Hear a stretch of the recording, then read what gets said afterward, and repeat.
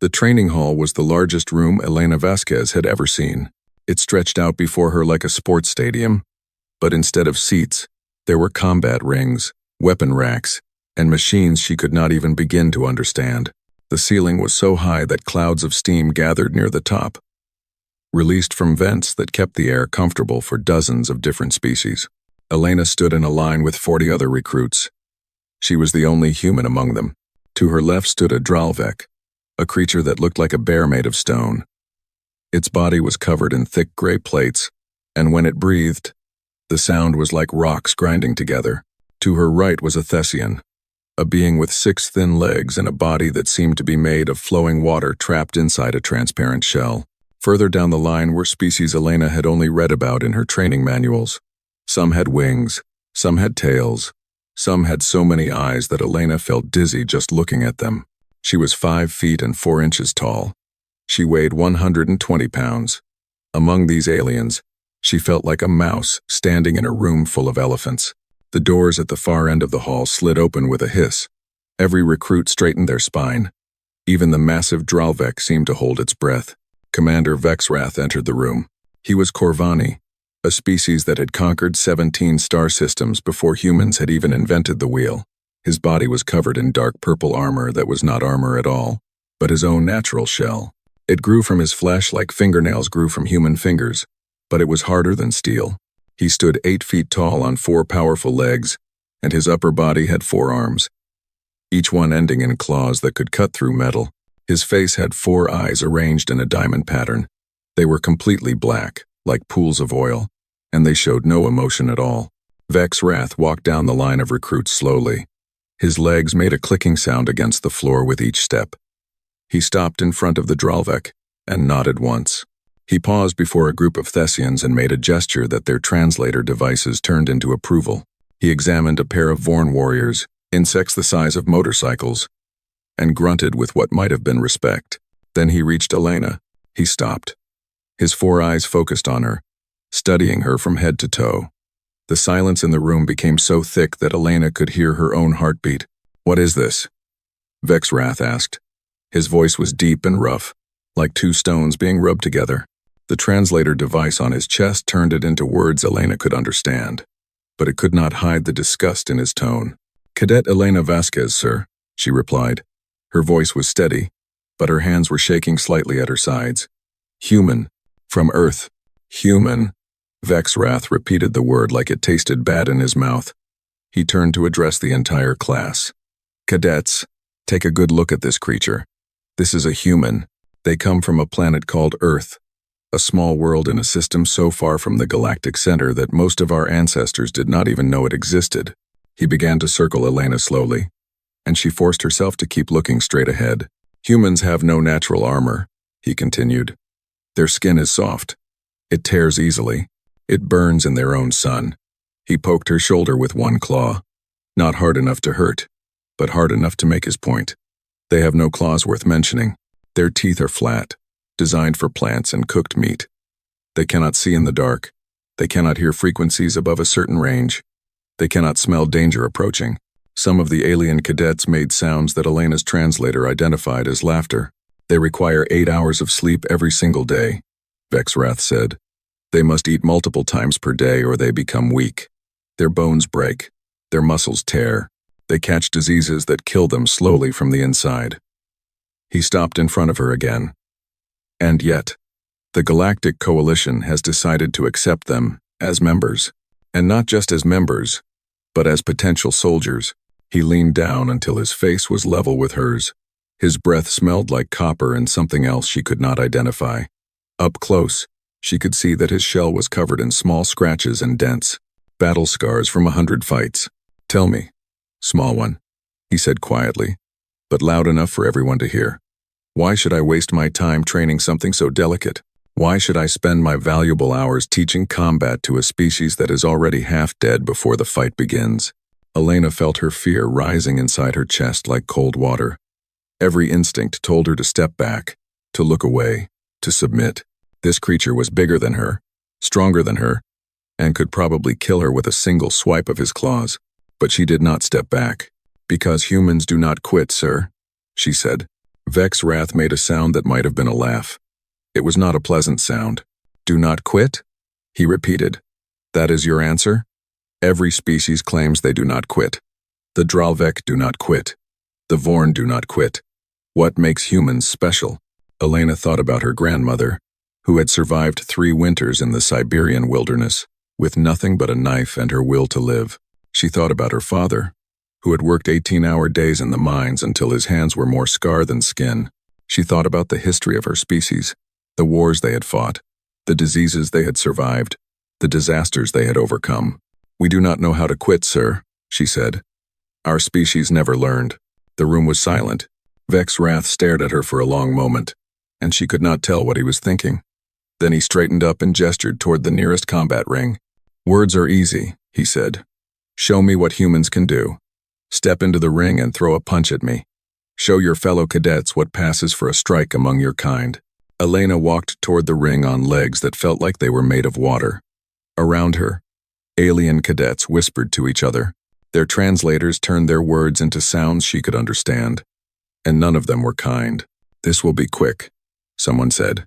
She is going to embarrass herself, said another. Humans should have stayed on their little planet, muttered a third. Elena stepped into the ring. The floor was padded but firm beneath her feet. Above her, screens flickered to life, displaying her vital signs for everyone to see. Her heart rate, her blood pressure, her stress hormones. Vex Wrath entered the ring but did not bother to take a fighting stance.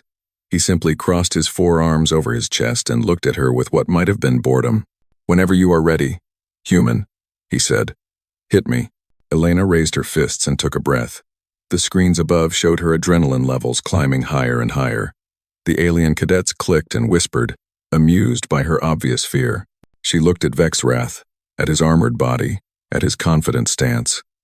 She thought about everything he had said, every insult, every dismissive word.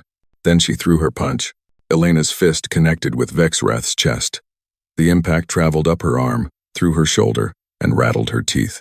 It felt like punching a wall made of iron. Vex Wrath did not move. He did not even blink. The screens above the ring displayed the force of her strike.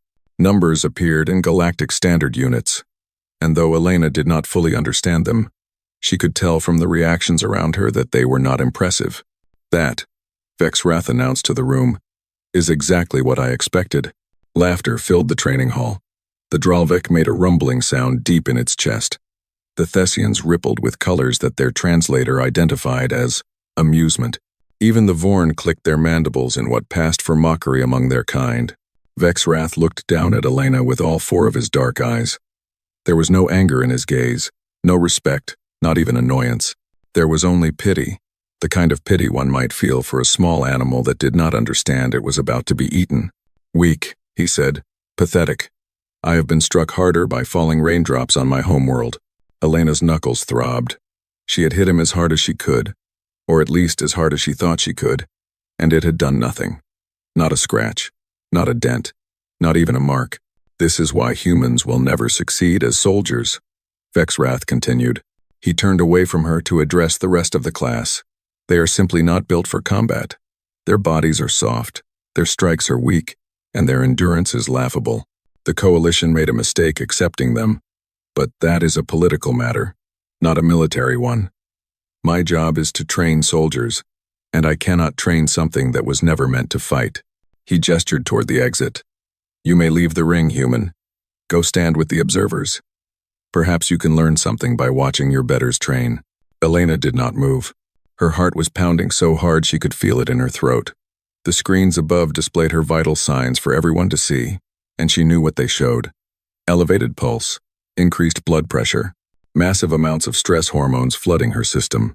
To the aliens watching, these were signs of fear, signs of weakness, signs that her primitive body was preparing to flee from danger.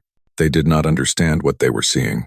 Elena had grown up in the far north of Earth, in a place called Murmansk. Winters there lasted 8 months, and the temperature dropped so low that exposed skin would freeze in minutes. She had learned to survive in that environment before she could read. Her grandmother had taught her, just as her grandmother's grandmother had taught her before that. But more than survival, her grandmother had taught her to fight, not fighting for sport or competition, Fighting for life. Fighting when there was no referee to stop the match, no rules to follow, no one coming to save you. Her grandmother had called it Sistema, an old Russian method that had been passed down through generations of people who knew what it meant to face death and refuse to die. The first lesson her grandmother had taught her was simple. When you are afraid, you are not weak. You are awake. Elena looked at Vexrath's back. He was still speaking to the class, explaining why humans were inferior, why they would never amount to anything in the galactic military. He had already dismissed her. She was nothing to him, just another failed recruit who would wash out before the first month was over. He had no idea what was happening inside her body. The fear she felt was not shutting her down. It was waking her up. Every cell in her body was receiving a signal, a chemical message that had been perfected over millions of years of evolution. Danger is here. Prepare to fight. Prepare to survive. Her muscles were filling with blood. Her pain receptors were dimming. Her vision was becoming sharper. Her hearing clearer. Deep inside her brain, in parts that were older than language itself, switches were being flipped. Safeties were being removed. Humans called this the fight or flight response. Scientists called it an adrenaline surge. Elena's grandmother had called it something else. The old woman had called it the gift. Most people run from fear. Her grandmother had told her once, sitting by the fire on a night so cold that wolves howled in the distance. They think fear is the enemy. They think it makes them weak. But fear is not the enemy, child. Fear is a weapon. The oldest weapon our species has. When you learn to use it, when you learn to fight through it instead of against it, there is nothing you cannot do. Elena remembered those words now, standing in the ring with an alien commander who had just humiliated her in front of dozens of species. Her first punch had been a test. She had not been trying to hurt him. She had been gathering information. How hard was his shell? How did it absorb impact? Where were the joints? The weak points? The places where his natural armor was thinnest? Now she knew. Vexrath was still talking, his back turned to her. He was explaining something about training schedules, about how humans would be given lighter duties since they obviously could not handle real combat. Elena shifted her weight. She adjusted her stance, just slightly, in a way that no one watching would notice. She pulled her fist back. Not far, just a few inches. She breathed in through her nose and out through her mouth, the way her grandmother had taught her, and she let the fear in. It flooded through her like electricity. Her heart rate spiked even higher. Her muscles tensed with power she did not normally have access to. The screens above showed her stress hormones climbing to levels that would have alarmed any human doctor. To the aliens watching, it looked like she was getting more scared, more weak, more pathetic. They did not understand that fear and power were the same thing for her species. Elena threw her second punch. This time, she did not hold back. This time, she did not test. This time, she aimed for the exact spot on Vexrath's back where his chest plates met his shoulder armor. A joint, a weakness, a place where his shell was thin enough to crack. Her fist connected with a sound like thunder. Vexrath stumbled forward. His left secondary arm buckled. He caught himself on his primary arms, but not before everyone in the room saw what had happened. A crack had appeared in his armor. A real crack, spreading outward from the point of impact like a spider web. Dark fluid seeped from the wound, the Corvani equivalent of blood. The laughter died. The whispers stopped. The entire training hall fell into complete silence. Vexrath turned around slowly. His 4 eyes were wide, and for the first time since Elena had met him, she saw something other than contempt in his gaze. She saw confusion, and beneath the confusion, barely visible but definitely there, she saw the beginning of fear. "What?" he said slowly, his translator struggling to keep up with his words. "Did you just do?" Elena lowered her fist. Her knuckles were bruised now, red and swelling, but she barely felt the pain. The adrenaline was still pumping through her, still giving her strength she should not have had. "I hit you again, sir," she said simply. The screens above the ring displayed the force of her second strike. The number was nearly 4 times higher than her first punch. 4 times the power, from the same small human body, delivered just seconds after the first blow. The aliens stared at the numbers. They stared at the crack in Vexrath's armor. They stared at Elena. Nobody laughed now. Vexrath pressed one of his primary hands against the crack in his armor. Dark fluid leaked between his clawed fingers. The wound was not life-threatening, but it was real. A human had damaged him. A creature half his size, with no natural weapons, no armor, no claws, had broken through his shell with nothing but her bare fist. "This is impossible," he said. His voice was quieter now, uncertain in a way Elena had not heard before. "Your first strike showed your maximum potential.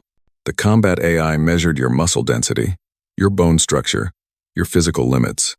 You should not have been able to hit any harder than you did." Elena stood her ground. Her knuckles were throbbing now, the adrenaline beginning to fade just enough for her to feel the damage she had done to herself. But she did not let the pain show on her face. "The AI measured my normal potential," she said. "Not my maximum." Vexrath's 4 eyes narrowed. "Explain." Before Elena could answer, a door at the side of the training hall opened. Every head in the room turned to see who was entering. When they saw who it was, even Vexrath straightened his posture despite his injury. Chief Instructor Somara glided into the room. She was Velkari, one of the oldest species in the galaxy.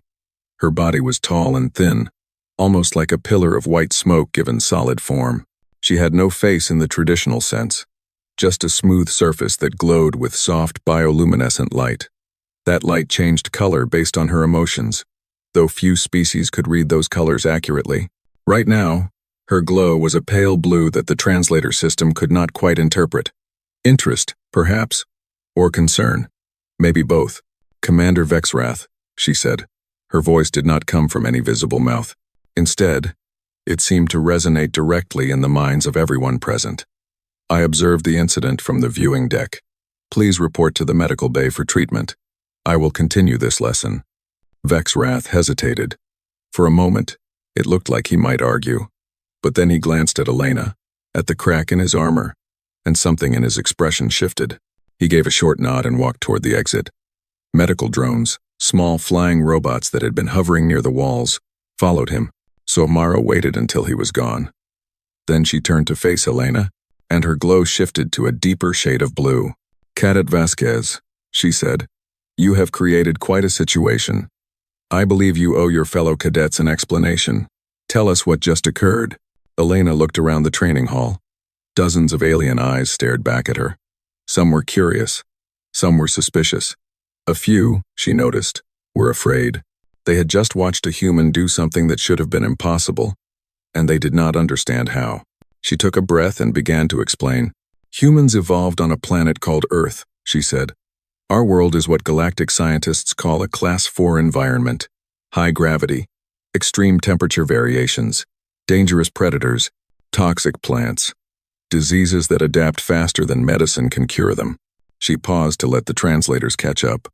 Some of the aliens were exchanging glances, but Somara's glow remained steady, encouraging her to continue. "Most species develop natural defenses to survive such environments. Armor, like the Corvani. Size, like the Dralvek. Venom, like the Thessians. But humans took a different path. We developed something else." "What did you develop?" asked a Vorn cadet, its mandibles clicking with curiosity. "Adaptation," Elena said. "Our bodies are not locked into one mode of operation. We can change how we function based on what we need. When we are cold, our blood vessels narrow to keep heat near our vital organs. When we are hot, we sweat. A cooling system so efficient that we can run for hours in temperatures that would kill most species. When we are injured, our blood clots itself to stop the bleeding." She held up her bruised knuckles.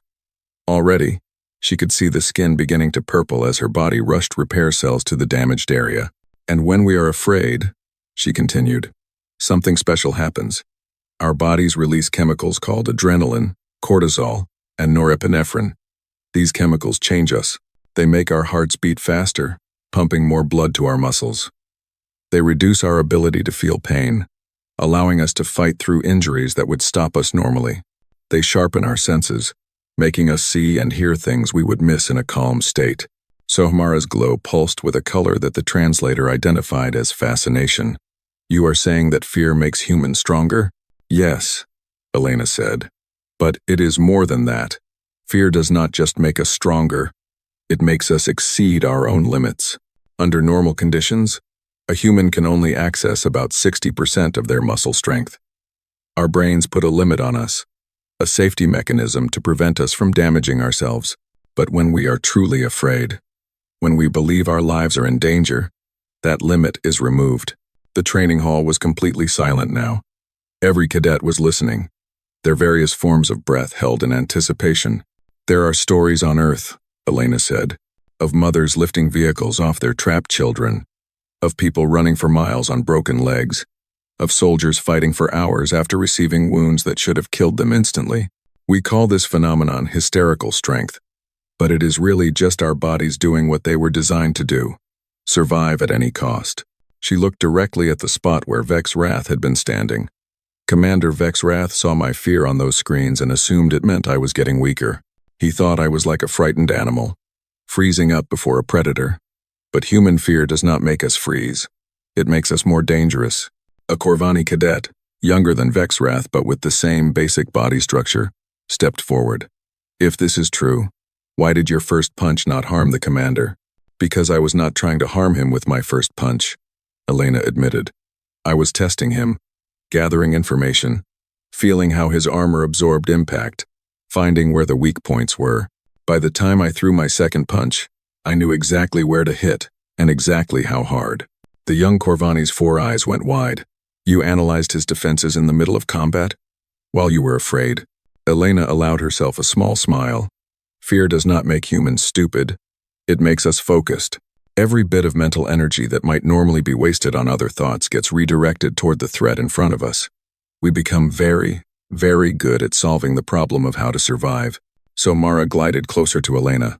Her glow was shifting through multiple colors now, too fast for the translator to interpret. Cadet Vasquez, she said slowly.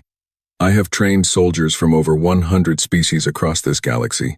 I have studied the combat capabilities of thousands of different life forms. I thought I understood the strengths and weaknesses of all coalition member species. Her glow settled on a deep gold color. I was wrong about humans. Elena stood at attention, unsure how to respond. Your species has been part of the coalition for less than 2 decades, Somara continued. In that time, most military leaders have dismissed you as too fragile for serious combat roles. They looked at your soft skin, your lack of natural weapons, your need for food and sleep and water, and they concluded that humans were meant for support roles only. She turned to address the entire class. I believe we have been making a serious error in judgment. Cadet Vasquez has demonstrated something that requires all of our attention. Humans are not weak despite their fear. They are strong because of it. The training hall erupted in whispered conversations. Aliens turned to each other, clicking and humming and glowing in dozens of different languages. Some looked at Elena with new respect. Others looked at her with something that might have been worry. Elena remained still, her heart rate finally beginning to return to normal.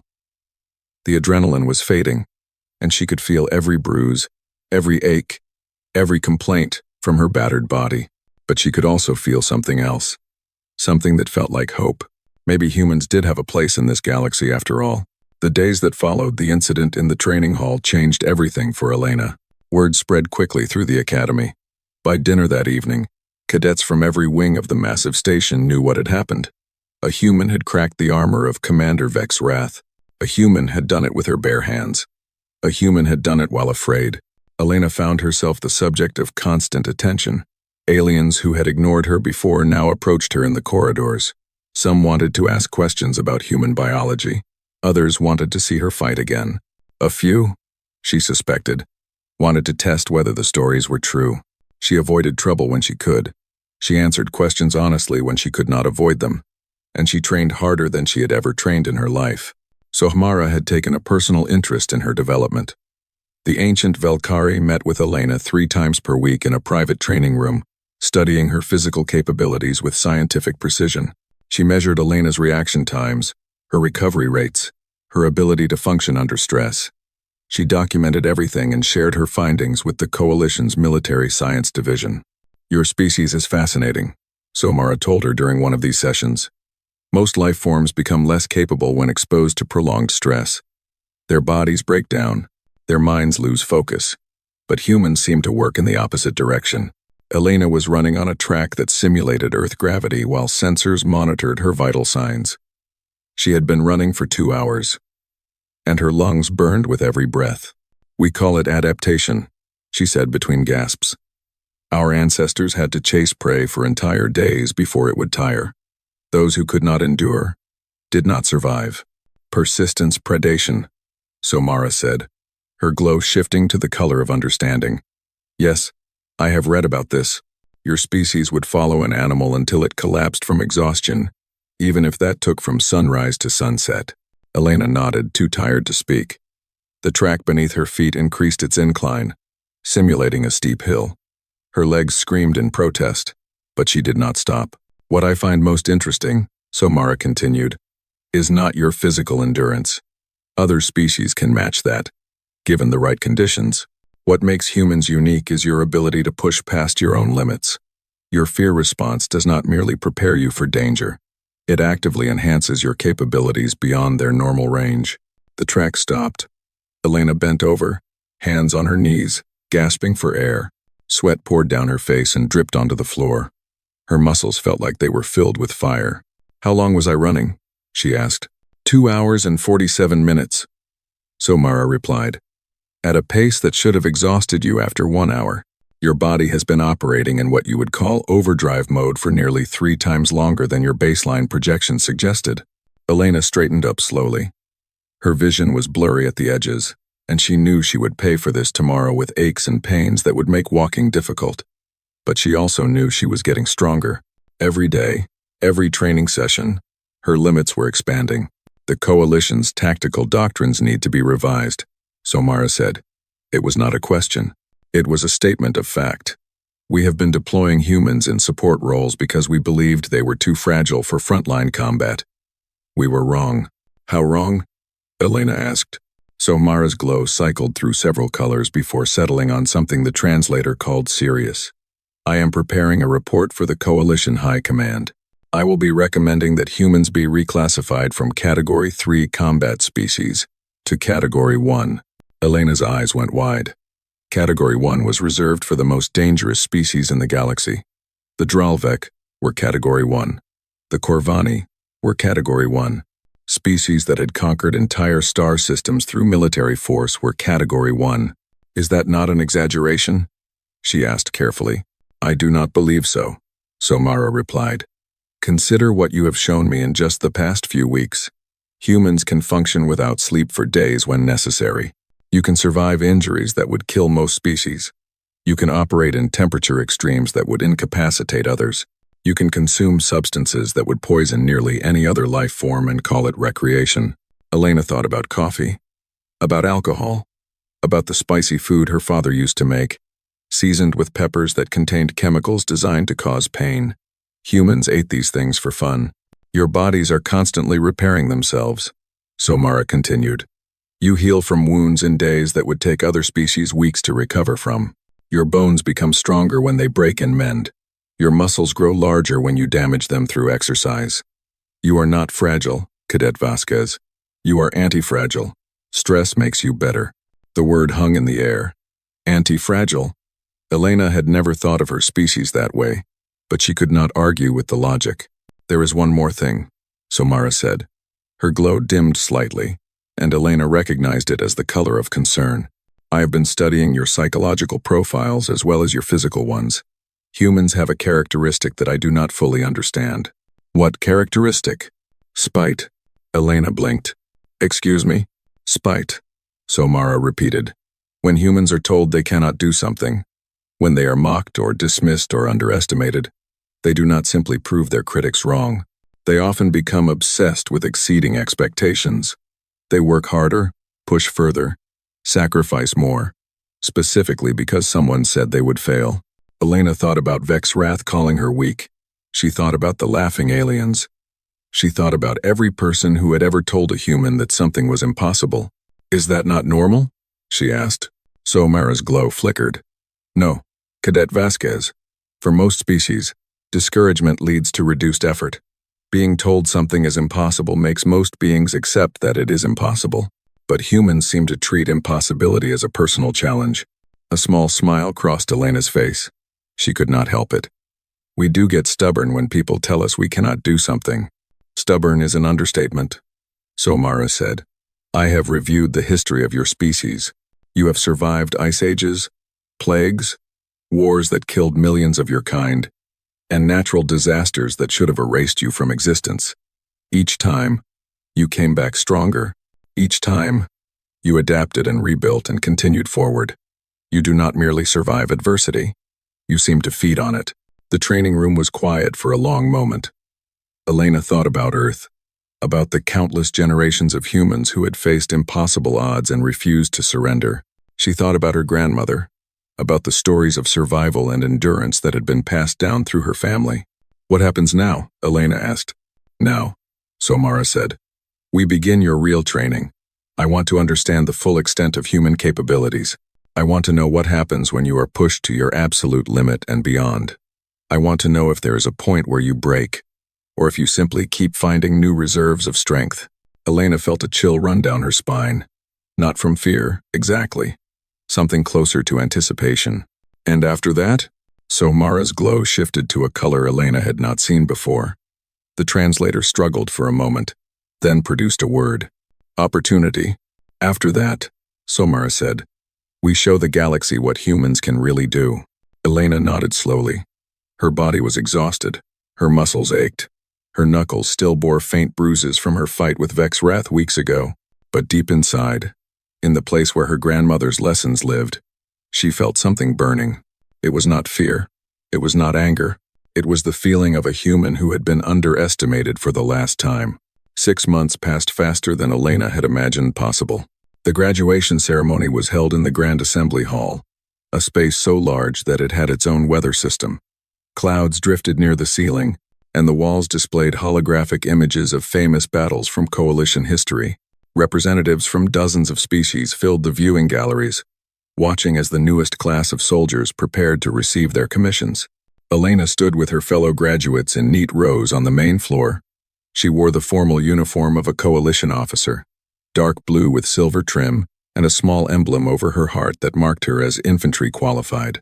Her hair was pulled back tightly, and her boots were polished until they reflected the lights above. She was no longer the smallest being in her class. Not because she had grown taller, she had not. But somewhere over the past 6 months, the way others saw her had changed. When she walked down corridors, aliens stepped aside. When she entered training rooms, conversations paused. When she spoke in tactical discussions, even senior officers listened. The whispers had followed her throughout her training, but they were different now. She is the one who cracked the Corvani commander. She ran for 6 hours without stopping during the endurance trials.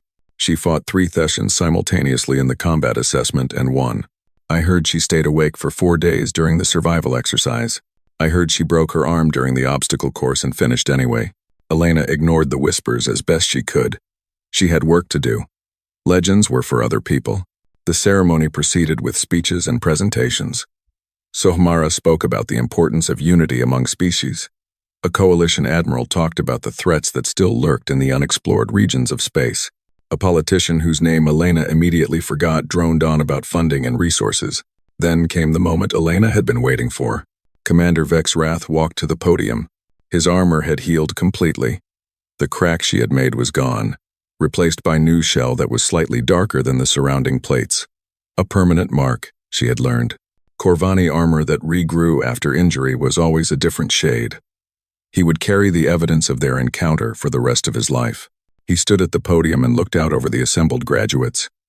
When his 4 eyes found Elena in the crowd, he held her gaze for a long moment. I have trained soldiers from 47 species, he said. His voice was the same rough grind she remembered, but something in his tone had changed. There was respect there now, perhaps even admiration. I have seen warriors of every shape and size. I have watched recruits arrive as soft civilians and leave as hardened fighters. I thought I understood what it takes to make a soldier. He paused, and the hall fell silent. I was wrong. The words echoed through the vast space. Elena saw aliens glancing at each other, surprised to hear a Corvani commander admit failure. 6 months ago, a human cadet stood in my training ring. She was small. She was afraid. She had no natural weapons, no armor, nothing that should have made her dangerous. I dismissed her as weak before she even threw a punch. Vexwrath touched the slightly darker patch on his chest. She taught me otherwise. Elena felt the eyes of thousands of beings turned toward her. She kept her posture straight, her expression neutral. I have spent these past months learning about humanity, Vexwrath continued. What I discovered has changed my understanding of combat entirely. Humans are not weak because they fear. They are dangerous because they fear. Their bodies use fear as fuel. It makes them faster, stronger, more resilient. It removes the limits that protect other species from hurting themselves. He stepped out from behind the podium and walked toward the rows of graduates. The crowd parted before him, creating a path directly to where Elena stood. When you fight a human and do not kill them, they come back stronger. They learn from their wounds. They adapt to your tactics. They remember every defeat and use it to prepare for the next battle. They do not forget. They do not forgive. They do not quit. He stopped in front of Elena. For a moment, neither of them moved. Then Vexwrath raised his primary right arm and brought his fist to the spot on his chest where she had cracked his armor. It was a Corvani gesture she had learned during her training, an acknowledgement of a worthy opponent, a sign of respect between warriors. "Cadet Vasquez," he said, loud enough for everyone to hear. "I was wrong about you. I was wrong about your species. You taught me that human fear is not weakness." He lowered his arm. "It is a warning, not to the human who feels it, but to whatever made them afraid." The hall was completely silent. Then, slowly, a sound began to build. It started with the Dralvek graduates stomping their massive feet. The Thessians joined in, their bodies flashing with bright colors. The Vorn clicked their mandibles in rhythmic patterns. Species after species added their own form of applause until the entire Grand Assembly Hall shook with the sound. Elena allowed herself a small smile. "Thank you, Commander." Vexwrath nodded once. "Do not thank me yet. You have only graduated. The real challenges are still ahead." He leaned closer, lowering his voice so only she could hear. "But I believe you are ready for them. The galaxy is not prepared for what your species can do." He returned to the podium to conclude the ceremony. Elena received her commission along with the rest of her class. She was assigned to a frontline unit, the first human to hold such a position. So Mara congratulated her afterward, her glow a warm gold that the translator identified as pride. Later that evening, Elena walked through the corridors of the academy one last time. She would ship out in the morning to her new assignment. She might never return to this place. As she passed a group of new Corvani recruits, she heard them whispering, "That is her, the human who cracked Commander Vexwrath. Humans are terrifying.